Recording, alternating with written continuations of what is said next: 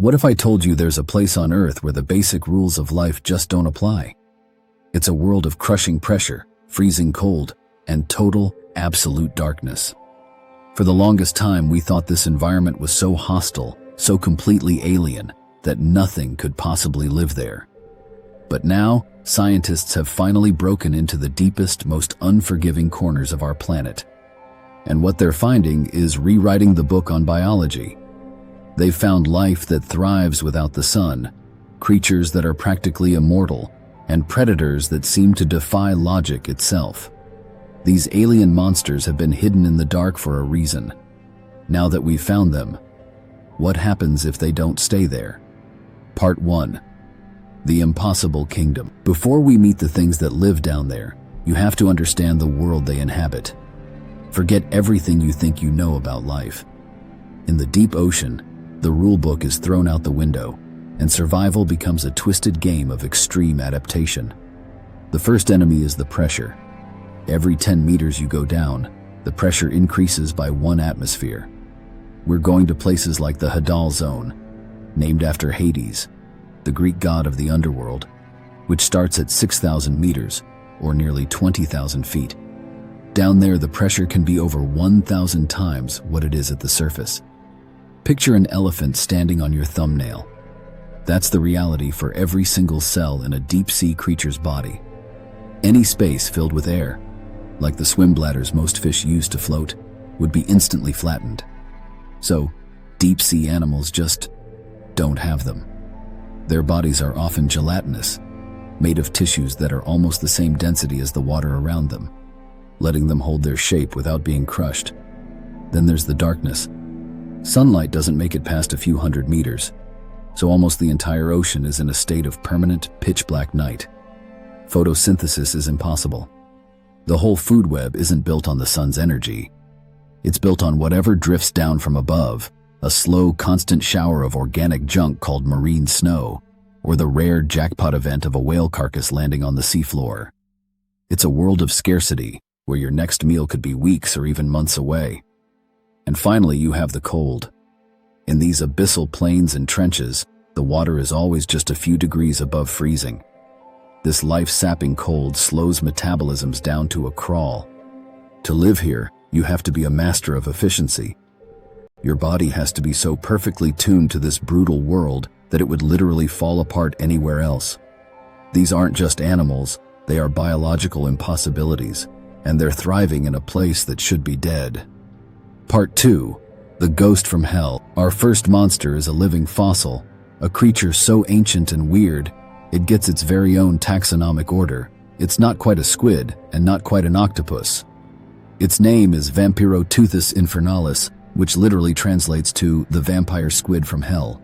But despite the terrifying name, the blood-red eyes, and the fleshy black cloak, it's not the hunter you'd think. The vampire squid is a master of defense, not offense. It lives in a suffocating part of the ocean called the oxygen minimum zone, where most predators can't even breathe. Its blue blood has a copper-based protein called hemocyanin that's incredibly good at grabbing the few oxygen molecules available. It also has the lowest metabolism of any deep-sea cephalopod, allowing it to get by where others would suffocate. But its real party trick is how it uses light. Its body is covered in light-producing organs called photophores. When it gets scared, it doesn't shoot out a cloud of black ink. It doesn't have any. Instead, it ejects a sticky, glowing cloud of bioluminescent mucus from its arm tips.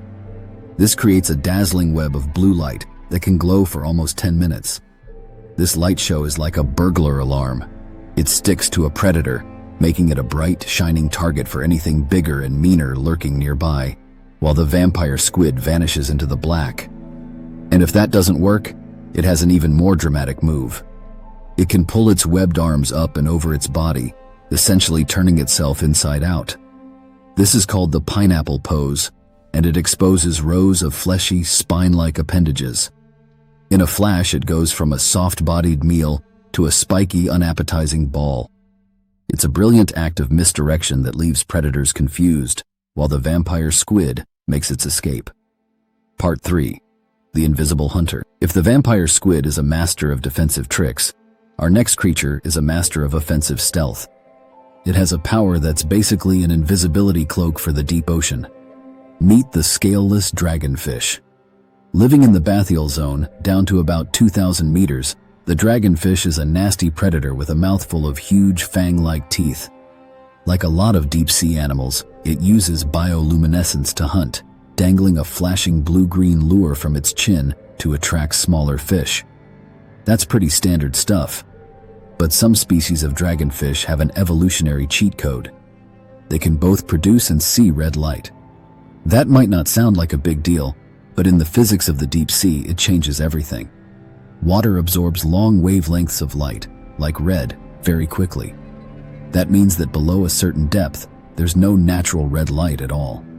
Because of this, many deep-sea creatures have evolved to be red, which is a type of camouflage that makes them totally invisible in the ambient blue light of bioluminescence. They're hiding in plain sight because nothing can see the color red. Nothing, that is, except the dragonfish. Under its eyes, it has special organs that shoot out a beam of far red light, almost like an infrared sniper scope. It can shine this beam out into the darkness, lighting up its red-colored prey, which have no idea they're suddenly in a spotlight. To the victims, the world is as black as ever. This allows the dragonfish to line up its attack and strike while staying completely invisible. To make this superpower work, the dragonfish also has special pigments in its eyes, derived from chlorophyll, allowing it to detect the very red light it creates. It's a completely private channel of communication, a secret sense that gives it an almost supernatural edge in the endless dark. Part 4. The Master of Pressure. So, we've handled the dark, but what about the most relentless force of all, the pressure? For that, we have to go even deeper, into the Hadal zone, below 6,000 meters. Here, we find a fish that doesn't just put up with the pressure, it has been fundamentally rewritten by it. This is the Hadal snailfish. Snailfish are the undisputed kings of the deep. They are the deepest living fish ever recorded, found surviving at depths of around 800 meters. The pressure there is so extreme it should destroy the very proteins that make life work. To get around this, the snailfish's cells are packed with a molecule called trimethylamine N-oxide, or TMAO, which acts as a pressure stabilizer, allowing its body to function. But their most shocking adaptation is in their head. The bones in a Hadal snailfish's skull aren't completely fused together. This might sound fragile, but it's actually the key to its survival. It allows the pressure inside and outside its head to equalize, which stops its skull from being crushed. And when scientists looked at their DNA, the story got even crazier. To survive in total darkness, they've lost the genes for color vision. But they've massively boosted the genes related to hearing, suggesting they navigate their world by sound and vibration.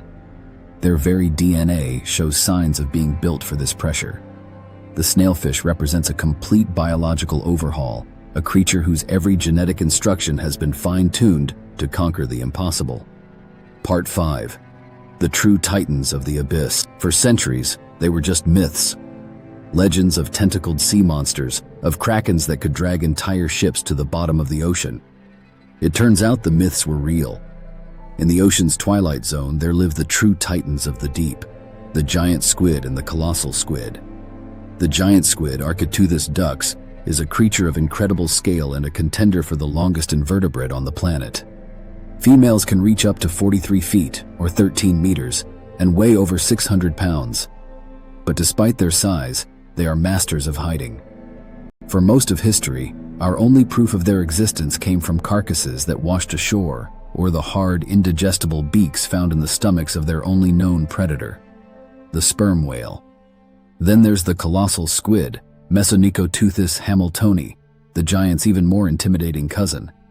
While it might be a bit shorter, it's much heavier, making it the heaviest invertebrate on Earth. The largest one ever found weighed nearly 1,100 pounds, or 500 kilograms. Unlike the giant squid suckers, the colossal squid's arms are armed with swiveling hooks, perfect for grabbing prey. They also have the largest eyes of any animal on the planet, each one the size of a football, designed to spot the faint shadow of a predator in the dark. For 100 years after it was first described in 1925, the colossal squid was a complete ghost. No one had ever seen one alive in its natural habitat. That all changed in March of 2025. In a landmark moment for science, researchers with the Schmidt Ocean Institute captured the first ever confirmed footage of a colossal squid in the wild. Filmed by a remote vehicle at a depth of 600 meters in the South Atlantic, the creature they saw was a juvenile, only about 30 centimeters long. For the first time, we got to see this legendary animal moving in its own world, opening a brand new chapter in our understanding of these deep-sea titans. Part 6. The Unveiling and the Unthinkable. For all of human history, these creatures have been locked away in the most extreme prison on the planet, contained by the crushing physics of the deep sea. But we've picked the lock. With every dive and every new piece of tech, we're breaking into their ancient sanctuary. And this leads to a terrifying question. What happens if they get out? This isn't just a fun thought experiment. The very adaptations that let these creatures survive the deep could make them catastrophically unfit for our world, or terrifyingly successful in it. Take the Hadal snailfish. Its body is perfectly balanced for over 1,000 atmospheres of pressure. If you brought one to the surface, the result would be explosive. The low pressure of our world would cause its cells to literally burst. The creature built to withstand the greatest force on Earth would be destroyed by the lack of it. But what about the predators? What if a creature like the dragonfish could survive the trip? Its body is already built for low oxygen environments. Its red light vision would be less of an advantage in the sunlit world, but in the deeper twilight zones of the upper ocean, it would still be a formidable hunter. With so much more food available than in the deep, its predatory efficiency could go through the roof. And then there's the truly chilling idea: the titans. A giant or colossal squid grows incredibly fast, reaching its enormous size in just a few years. That takes a massive amount of food. Imagine if one of these leviathans found its way into the food-rich surface waters. A creature built for a world of scarcity, suddenly unleashed in a world of plenty. How large could it truly get? What would an apex predator of that size and intelligence do to ecosystems that have never seen a monster like that before? We are recklessly dragging their world into ours. As we keep probing the depths, we have to wonder if one day, something from that world might just follow us back. We started this journey looking into an abyss that seemed totally alien.